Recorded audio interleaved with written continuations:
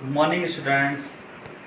Yesterday we have saw triangle law of vector addition and parallelogram law of vector addition, in which we got two formula. R is equals to under root a square plus b square plus 2ab cos theta and tan alpha is equals to b cos theta, b sin theta, a plus b cos theta. I have given you a homework. Case first.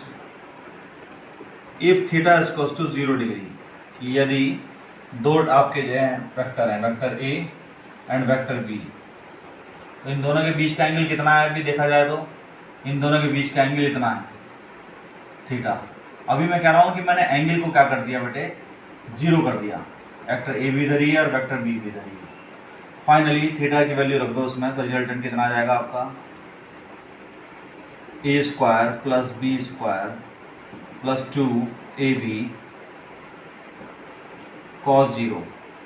और cos 0 की value कितनी होती है आप सबको पता है 1। cos 0 की वैल्यू कितनी होती है 1, वो वैल्यू यहाँ रख दी। ये हो गया a square plus B square plus 2ab 1। ये a प्लस बी का होल स्क्वायर का फार्मूला हो गया, a प्लस बी के होल स्क्वायर का under root. Finally you get a plus b. यदि थीटा इक्वल्स टू 0, इफ आप tan अल्फा भी निकाल लेते हैं कितना आएगा tan अल्फा। ये कॉमन सेंस सोचने की बात है। एक वेक्टर a है, ठीक है, दूसरा वेक्टर b है, दोनों जब एक ही डायरेक्शन में तो रिजल्टेंट इनका इसी डायरेक्शन में ही आएगा। तो फाइनली थीटा क्या है, अल्फा कितना है आपका 0 ही तो आएगा। ये यहाँ से आपका मैथमेटिकली प्रूव कर सकते हो। b sine 0 a plus b cos 0, तो साइन 0 की वैल्यू कितनी होती है 0। फाइनली सारा कितना हो जाएगा 0, तो tan अल्फा की वैल्यू कितनी हो जाएगी 0। तो अल्फा कितना आ जाएगा आपका 0, ठीक है। Now we will see case second. In the case second theta equals to 90 degree, ठीक है। तो कितना हो जाएगा r equals to a square plus B square plus 2ab cos 90। और cos 90 की वैल्यू कितनी होती है आपको बताइए, cos 90 की वैल्यू होती है 0, ठीक है। तो फाइनली ये टर्म कितना हो जाएगा पूरा का पूरा 0।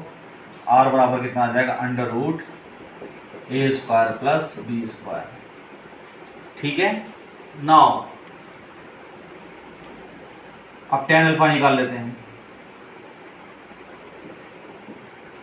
b साइन थीटा, थीटा की वैल्यू हमने 0 रख दी, a plus b cos theta की वैल्यू 90, देखिए थीटा की वैल्यू कितनी रखें cos 90। साइन 90 की वैल्यू कितनी होती है 1, साइन 90 की वैल्यू कितनी होती है बेटे 1। a प्लस बी cos 90 की वैल्यू कितनी होती है 0, cos 90 की वैल्यू कितनी होती है 0। तो ये पूरा का पूरा टर्म 0 हो जाएगा। तो tan अल्फा इक्वल्स टू कितना आ जाएगा b by a. Now we will see theta equals to 180 degree. r equals to कितना आ जाएगा a square plus B square plus 2ab cos 180। 180 degree लिख दिया आपने। cos 180 की वैल्यू कितनी होती है बताओ जल्दी से, -1। कैसे आया है cos 90 प्लस 90, cos 90 प्लस 90, ठीक है। cos 90 plus theta equals to minus k, ठीक है, साइन थीटा। और साइन 90 की वैल्यू कितनी होती है 1, तो माइनस के 1 आ गया। तो यहाँ से कितना आ गया a square plus B square plus 2ab into minus के 1। माइनस के 1 की अगर मैं यहाँ मल्टीप्लाई करूँगा तो कितना हो जाएगा, ये माइनस का हो जाएगा पूरा, ठीक है। तो ये बन गया a माइनस बी का होल स्क्वायर का अंडर रूट। क्यों, A square plus B square minus 2ab कितना आ गया ए माइनस बी का होल स्क्वायर, अंडर रूट ऊपर है ही, finally it becomes A minus B. Similarly we can find out tan अल्फा। tan अल्फा is what, b sin 180 degree a plus b cos 180 degree. तो साइन 180 की value कितनी होती है, 0। निकालो इसी तरीके से अपने आप। अब आप जो है मैं बड़ी क्लास में आ गए हो, finally you get tan alpha equals to 0। तो आपको मैंने होमवर्क दिया था, ये होमवर्क, तो ये बड़ा सिंपल था, आपको बस थीटा की वैल्यू रखनी थी यहाँ। Now we are going ahead, now we will see subtraction of vector, subtraction of vectors. Subtraction का मतलब घटाना। अभी आपने एडिशन तो सीख ही लिया, एडिशन के आपने जो है 2 लॉ भी पढ़ लिए, triangle law of vector addition, parallelogram law of vector addition, आपने जोड़ना भी सीख लिया वैसे भी। इन द सिमिलर वे हम उसको देख लेते हैं, व्हाट इज सब्ट्रैक्शन। सपोज ये वेक्टर ए है, ये वेक्टर बी है, अगर आपको जोड़ना है तो इसका रिजल्टेंट रह जाएगा आपका r is equal to a plus b. ठीक है, तो जरा ध्यान से देखो, अगर इस वेक्टर का मैं मैग्नीट्यूड इतना ही रखूं, if I am having magnitude same but I am changing the direction, मैं इसकी डायरेक्शन चेंज कर दूं, डायरेक्शन चेंज करते इसका माइनस का साइन आ गया, और फाइनली मैं कहने लगा मेरे को ये बताओ जरा रिजल्टेंट कितना आएगा, तो आप फट से बता दोगे सर ये आएगा a माइनस बी। तो फाइनली तो ये क्या होता है, r is equal to a plus minus का बी। वेक्टर में क्या होता है, मैग्नीट्यूड तो सेम ही है, डायरेक्शन अपोजिट है। इस तरीके से आप किन्हीं भी 2 वेक्टर को घटा सकते हो। जब आप 1-2 न्यूमेरिकल कर लोगे तो ये कॉन्सेप्ट आपको और क्लियर हो जाएगा। Theoretically you must understand how you can subtract 2 vector, you are just changing the direction. ठीक है, मल्टीप्लीकेशन ऑफ वेक्टर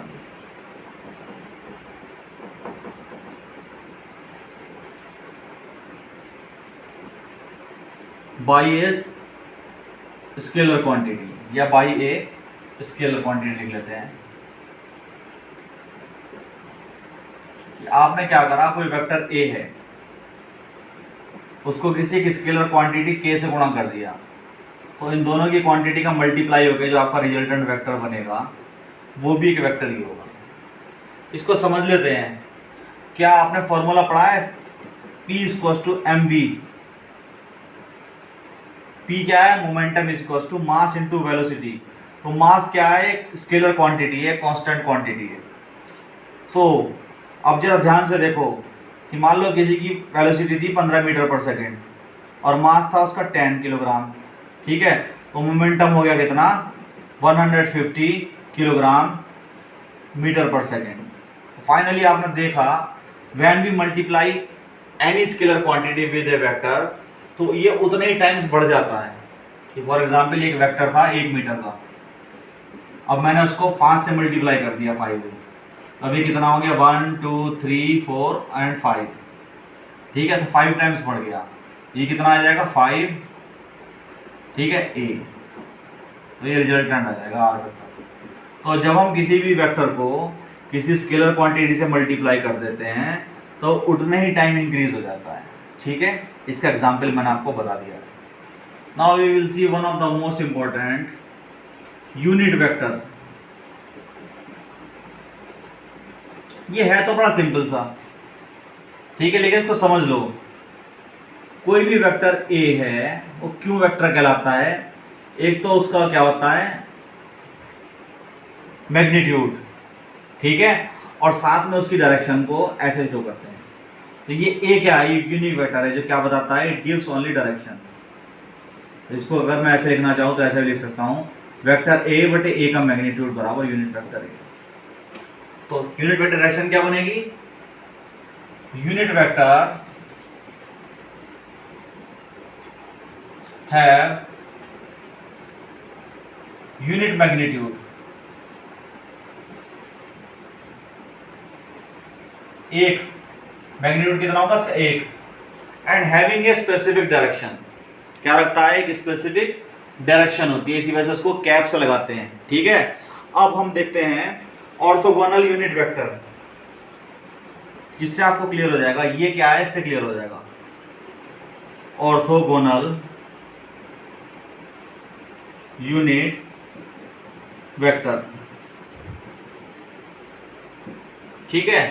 अभी मान लो तुम जानते हो तीन कोऑर्डिनेट एक्सिस को, ये हो गई एक्स एक्सिस, ये हो गई y axis and that is the z axis, ये हो गई Z axis.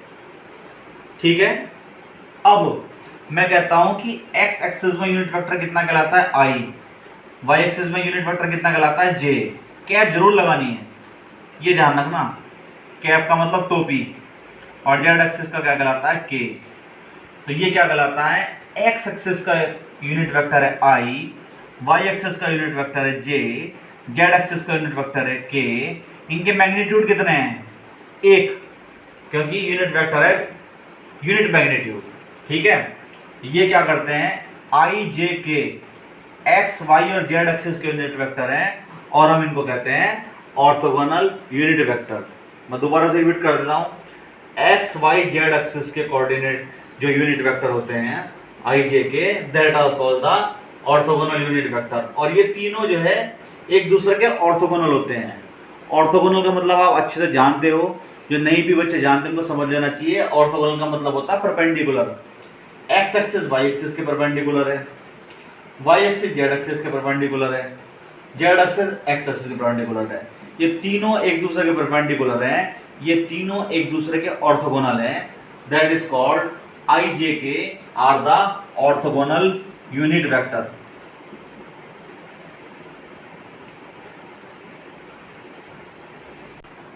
Now we will see resolution of vector. ये भी एक समझने वाला कॉन्सेप्ट है, आप समझो। ये है आपकी एक्स एक्सिस, ये है वाई एक्सिस। कोई पार्टिकल जो है आपका यहाँ से यहाँ जा रहा है, तो रिजल्टेंट उसकी डायरेक्शन क्या है, ये डायरेक्शन है। इसको रिजल्टेंट डायरेक्शन भी कह सकते हैं, रिजल्टेंट वेक्टर भी कह सकते हैं भी। तो इसका मतलब क्या है, समझो। ये क्या है, टू डायमेंशनल प्लेन में जा रहा है, एक्स प्लेन में भी जा रहा है, वाई प्लेन में भी जा रहा है। अगर मैं आपसे पूछने लगूं इसकी रिजल्टेंट वेलोसिटी है, ये है 40 किलोमीटर पर आवर, लेकिन इसकी ये बताओ, इसकी ये हॉरिजॉन्टल वेलोसिटी एक्स डायरेक्शन में कितनी है। हो सकता है एक्स डायरेक्शन में ये हो आपकी या 50 किलोमीटर पर आवर आ जाए या 5 किलोमीटर पर आवर आ जाए, तो आप कहोगे कि सर ये हो सकता है कि इसकी 3 किलोमीटर पर आवर तो एक्स एक्सिस में हो वेलोसिटी, ठीक है, और 4 किलोमीटर पर आवर इसकी वाई एक्सिस में हो वेलोसिटी। तो फाइनली अगर तुम बनाओ, इसको मैंने लिख दिया क्या vx, इसको मैं क्या लिखूंगा vy, ठीक है, क्योंकि vx x डायरेक्शन शो कर रहा है, इसी वजह से इसके ऊपर वेक्टर लगाना पड़ेगा। vy y की डायरेक्शन शो कर रहा है, इस वजह से y वेक्टर। अगर अब तुम इस दोनों का रिजल्टेंट निकाल लो, 3 kilometre per our 4 kilometre per our को पाइथागोरस से भी निकालोगे तो 5 किलोमीटर पर आवर आएगा रिजल्टेंट। तो in the similar way if a vector a, ठीक है, making an angle theta with the x axis, तो उसके जो है दो हो जाएंगे component, one is a x, second is a y, v x और वी वाई की जगह तरह बिल्कुल, ठीक है। तो इसको ऐसे रिप्रेजेंट कर सकते हैं हम, unit vector a is equals to a x, और आई डायरेक्शन का यूनिट, एक्स डायरेक्शन का यूनिट वेक्टर क्या होता है, आई प्लस ए वाई जे। तो फाइनली किसी भी वेक्टर को आप उसके कंपोनेंट में जो डिवाइड कर सकते हो, उसको रिजोल्व कर सकते हो, उसको तोड़ सकते हो दो भागों में। इसका एग्जांपल मैंने आपको उधर दिखा दिया। एक वेक्टर था रिजल्टेंट v, 5 किलोमीटर प्रति घंटा की स्पीड से जो है शोएब अख्तर की बॉल जा रही थी। तो मैंने पूछा भाई एक्स में कितनी जा रही है, sir 3 kilometre per hour. Y axis पे कितनी जा रही है, sir 4 kilometre per hour. Finally यहाँ कितनी जा रही है, 5 किलोमीटर पर आवर। तो ये दोनों 5 कैसे बन के आया, एक्स एक्सिस का और वाई एक्सिस का रिजल्टेंट। तो अगर मैं तुम्हारे से पूछने लगूँ कैसे आ गया ये, तो आप फट से कह दोगे सर एक्स एक्सिस लो और उसका unit vector plus y axis ले लो, वाई एक्सिस पे कितनी वेलोसिटी है और उसका यूनिट वेक्टर, ठीक है। अगर मैं आपसे कहता इसी चीज को, ये तो 2 डायमेंशन में है, इसको 3 डायमेंशन में लेके दिखाओ। 3 डायमेंशन का मतलब that is x axis, that is y axis and that is z axis, ठीक है। और कोई जो पार्टिकल 3 डायमेंशन मोशन कर रहा है, कि ये तो सर हमारे सर से बाहर निकल गया, देखो कैसे, ये आगे आपका पेन, ये एक्स डायरेक्शन में मूव कर रहा है, ये वाई डायरेक्शन में मूव कर रहा है, मैं कहने लगा ऐसे जा रहा है, तो ये हो गया एक्स वाई प्लेन के अंदर।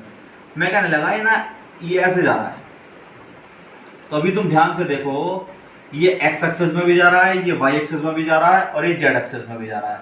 तो ये 3 डायमेंशन के लिए अगर मैं आपसे कहने लगा ये हो गया इसका रिजल्टेंट वेक्टर ए, अब आप इसको यूनिट वेक्टर को कंपोनेंट को तोड़ के बताओ, तो आप खट से बता दोगे। इसमें क्या बड़ी बात है सर, ए एक्स कंपोनेंट ले लो i unit vector, plus A y component ले लो j unit vector, plus A z ले लो एन के यूनिट वेक्टर। ठीक है, तो आप किसी भी वेक्टर को उसके कंपोनेंट में डिवाइड कर सकते हो, दैट इज द मेथोडोलॉजी। तो ये क्या है, इसको कॉपी में उतारने से पहले भैया समझना है, इसको समझना है। ये कभी भी आपसे एग्जाम में पूछा नहीं जाता है, इस पे बेसिस आपके न्यूमेरिकल आएंगे, वो न्यूमेरिकल में बताऊंगा तो आपको समझ में आएंगे। इसको कॉन्सेप्ट समझो, ये क्या है, आई क्या है, एक्स डायरेक्शन का यूनिट वेक्टर, जे क्या है, वाई डायरेक्शन का यूनिट वेक्टर। यूनिट वेक्टर होता क्या है, इसका मैग्नीट्यूड तो यूनिट ही है जो हमें खाली डायरेक्शन देता हो। ठीक है, अब इसको आपको रिजल्टेंट निकालना है, मान लो रिजल्टेंट वेक्टर ए निकालना है, तो इसको आप समझ सकते हो ए x square plus A Y square का अंडर रूट। पाइथागोरस से भी निकाल सकते हो, ऐसे भी निकाल सकते हो, मैं निकलवा चुका हूँ आपको। ऐसे ही सिमिलर थीटा इक्वल्स टू, अगर एंगल थीटा हो बीच का, theta equals to tan inverse a y by a x, and a y x क्या है, एक्स एक्सिस का कंपोनेंट, ए वाई क्या है, वाई एक्सिस का कंपोनेंट। आप थीटा भी निकाल सकते हो और इसका मैग्नीट्यूड भी निकाल सकते हो। ये मैग्नीट्यूड है, it is not a vector, ये वेक्टर है, इसका मैग्नीट्यूड।